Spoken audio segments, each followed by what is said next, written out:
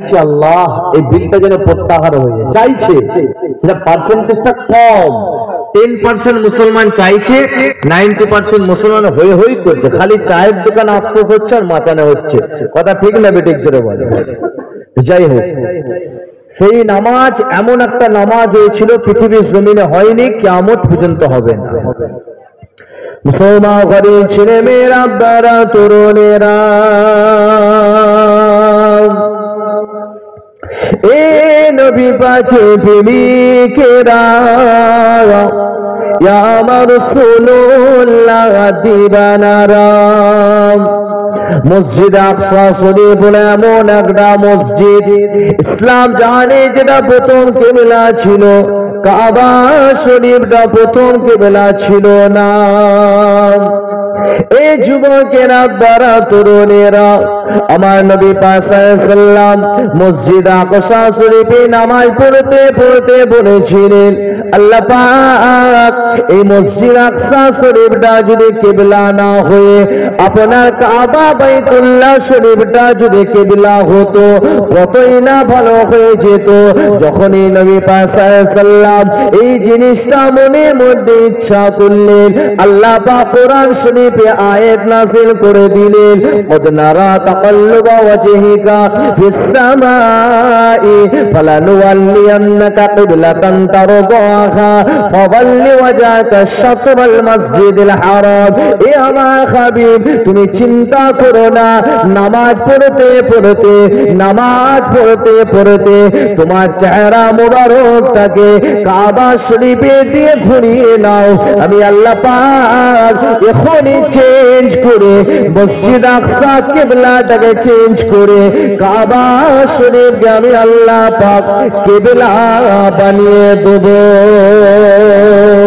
আরো জোরে বলে সুবহানাল্লাহ। ভুলে গেছে, আরে নবীর নামাজে দাঁড়িয়ে দাঁড়িয়ে এখানে একটা জিনিস বোঝানোর জন্য পয়েন্টটা খুলে আল্লাহ, মানে এটা আখেরি জামানা, নামাজ রোজা সব শেখাবে, আপনাকে নবী থেকে দূরে সরিয়ে দেবে। বড় প্ল্যান করে এরকম নামধারে আলেমরা স্টেজে ওয়াজ করবে, সব বলবে এই নামাজ পড়ো, রোজা রাখো, সব শেখাবেন, নবী থেকে সরিয়ে দেবে। আর যার মধ্যে নামাজ রোজা থাকার পরে নবীর প্রেম, নবীর মহাব্বত যদি না থাকে, আল্লাহর দরবারে যাবে? যদি বলেন যাবে? কোনদিন যাবে না। আরে আব্দুর রহমান ইবনে উবাই ইবনে সুলুল কে ছিল জানেন? নাম বলে দিলাম, রাইসুল মুনাফিকিন, মানে মুনাফিকদের সর্দার। সে নবীকে দেখেছিল, নবীর পিছনে নামাজ পড়েছিল 1 বছর নয় 10 বছর। সে চেহারায় দাড়ি রেখেছিল, মাথায় টুপি পরেছিল, তথাপি নবীর পিছনে নামাজ পড়ে, মাথায় পাগড়ি পরে, জুব্বা পরে সে হয়েছিল রাইসুল মুনাফিকিন। নবীর পিছনে থাকতো বটে, কিন্তু পিছনে পিছনে নবীর ভালো চাইতো না। আম্মা জান আয়েশা সিদ্দিকা রাদিয়াল্লাহু তাআলা আনহাকে নিয়েও এটা কটূক্তি করেছিল। তো যাই হোক, সে নবীর সঙ্গে থেকে, নবীর সোহবত পেয়েও, নবীর পিছনে থেকেও, নামাজ পড়েও সে কিন্তু নবীকে মন থেকে ভালোবাসতো না। আর উল্টো দিকে আবু বকর সিদ্দিক নবীর সঙ্গে ছিলেন, নবীর পিছনে নামাজ পড়েছিলেন, নবীর মতো পাগড়ি পরেছিলেন, দাড়ি রেখেছিলেন, জুব্বা পরেছিলেন। আল্লাহ আবু বকরকে আবু বকর সিদ্দিক করে দিয়েছিলেন। জোরে বলেন সুবহানাল্লাহ। তাহলে দুজনেই নবীকে পেল, একজন হয়ে গেল মুনাফিক জাহান্নামী, আর একজন হয়ে গেল দুনিয়াতেই জান্নাতের সার্টিফিকেট পেয়ে গেল।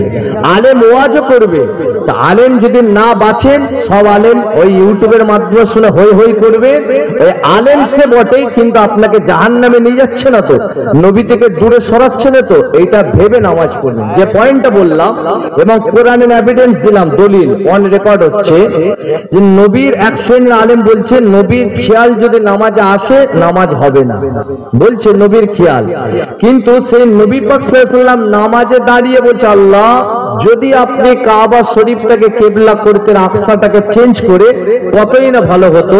সে আল্লাহ নামাজের ভিতরে আল্লাহ নবীর কথা শুনে আকসা শরীফ কিবলাকে চেঞ্জ করে বাইতুল্লাহকে আল্লাহ কিবলা বানিয়ে দিয়েছিলেন। আমরাও যদি নামাজে নবীকে স্মরণ না করে, আমাদের নামাজও আল্লাহর দরবারে যাবে না। কথা ঠিক না বেঠিক? জোরে বল।